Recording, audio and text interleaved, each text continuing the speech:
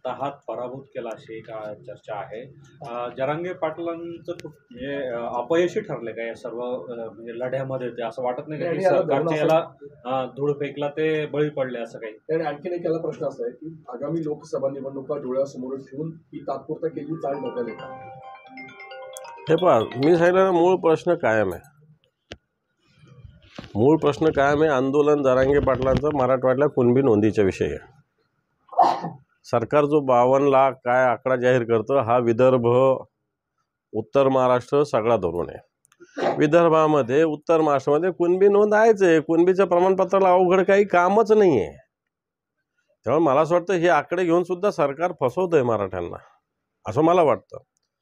पण जरांगे पाटलांचं आंदोलन हे प्रामाणिक आहे, याच्याविषयी शंका बाळगण्याचं मुळीच कारण नाही. जरांगे पाटील एक लढाऊ कार्यकर्ता आहे, समाजाच्या प्रती अतिशय समर्पित भावनेनं काम करणार आहे.